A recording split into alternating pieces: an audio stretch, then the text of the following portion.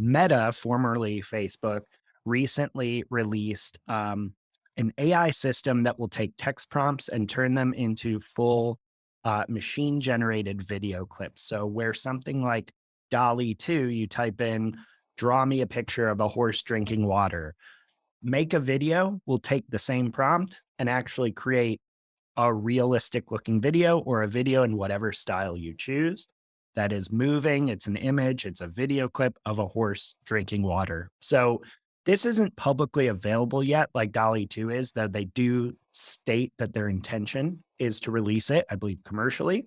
But it shows how quickly we've gone from overall good language models that can now understand human language and understand the connections between objects to breathtaking static art to incredible video generated simply from a text prompt. And I mean, it's just mind blowing to see. I'd highly recommend everyone look up, Meta's make a video and just even take a look at some of the sample clips they have here. And it's just jaw dropping that I don't think we would have even been considering this to be possible a few years ago. Yeah, and I think like so at a high level, like one, you could look at the make a video and be like, "Yeah, it's okay." Like video's not great. Like that's not cinema quality video. That's not the point. Right, Just right. again, assume whatever you're seeing is probably 12 months behind where they are. So, what's coming is probably the key here. The thing to know is this is sort of like you hear about prompt engineering is a Mhm. term that we heard at our conference this year a lot. It's this idea of giving the machine a prompt. So in this case, it's text to video. So you're prompting it with text of what you want it to create, and it's generating a video. The same thing with Dolly 2 and Midjourney and Stable Diffusion and all these image generation technologies where you're giving it a prompt, so human language, a text, to say, create this image that looks like this, that is in this environment, that's in this style, and it creates it. What's happening is we're moving towards this text to everything environment where we're going to be able to prompt the machine to create anything we can imagine. So right now it's images and videos, but in the future, it's going to move to all kinds of things. And as the language models that are the underlying thing enabling a lot of this get better and better, the machine starts to really understand what it is you're asking. So the way we were talking about it as a team yesterday, we were in a team meeting, brought this up.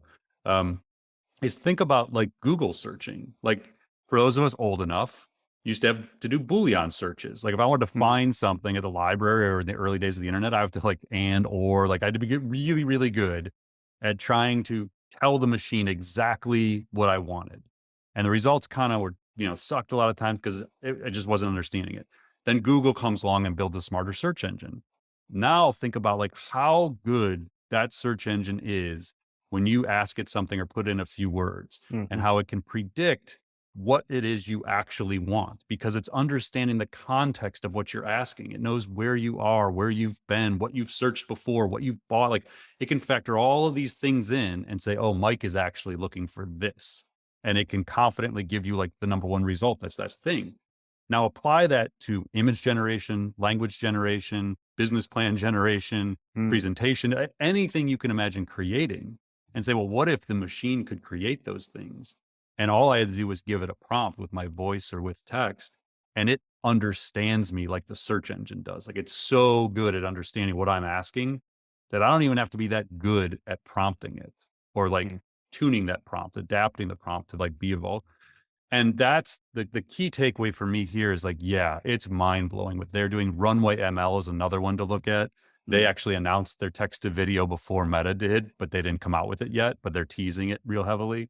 We'll put all this in the show notes, but there's some really cool stuff with Stable Diffusion, the guy who created the Stable Diffusion model, um, and Runway ML. But the key is you're going to hear a lot more about this and you're going to start seeing it infused into the language generation. So like, there's a few I've seen recently of these GPT-3 language generation tools, like the AI writing tools, Mhm. where the image generation is connected to the language. Like Go Charlie, didn't they do it? I Yep. don't think they're Yeah. GPT-3.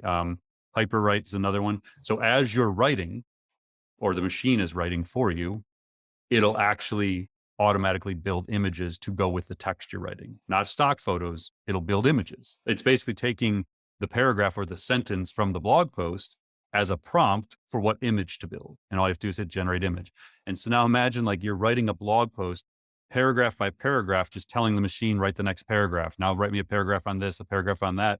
And as that's happening, an image is being generated to go with like that. We're there. Like, I'm not talking about 3 years now. Like, Yeah. that's what's happening right now within some of these tech companies.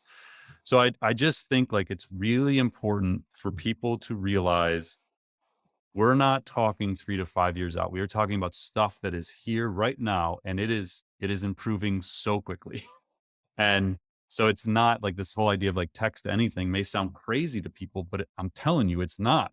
Right. The people who are building this stuff are very, very confident that they're making major leaps, and it's going to change everything for marketing, for sales, for customer service, for business. It's a wild time. And again, Mike and I look at this stuff all day, and there's like, I'm getting to the point where there's like 2 or 3 times a week where I'm like, what? Like, Yeah. that Yeah. used to happen every 2 or 3 months. And Yep. now it's twice a week where Yeah. I'm just like mind blown. Got to send it to Mike. Like, did you see this?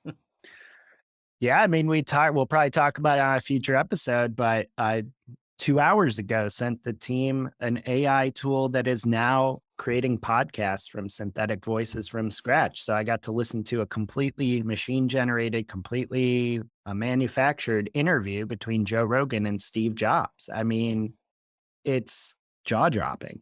And then same this morning. So again, like twice of our wow moments in one Yeah. day, I had characters.ai, which Yeah. was 2 top engineers from Google left who were working on their Lambda language model, which we talked about earlier. And they went and built something that lets you have a chat conversation with any celebrity. So like if I wanted to have a conversation with, I don't know, Tom Cruise, I was thinking about Top Gun earlier. So I want to talk to Tom Cruise, I can interact chatbot wise with Tom Cruise, but it's actually just a language model that's trained on some data set to talk to me exactly how Tom Cruise would. I mean, and you can just go in and create any character, and it's completely synthetic, but it's very, very convincing. And then if you think about the impact for marketers, think about your chatbot right now and how bad it probably is at understanding the context of questions, answering in a very real way, engaging people in a unique voice. Like, what if? But I'm saying what if? Like, I can guarantee you this is coming very fast.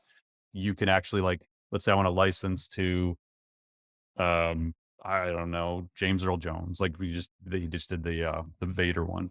Like, I wanted that to be my brand voice on my site. Like, I wanted my chatbot to interact with somebody like in his tone and style, and you could license that from him. Like, he could give that away, and now I can actually like go in and interact with it. Like, this is the kind of stuff that's going to happen. Like, anything is possible. We can create synthetic versions of anyone with today's tech. And as long as you license those rights away, like, or you create your own, like you think about all this money in the last like couple decades that went into like sonic branding. Is that I think I'm using the right term around? Like, you wanted like a noise that people think about, or a tone that people think about when they hear, your brand.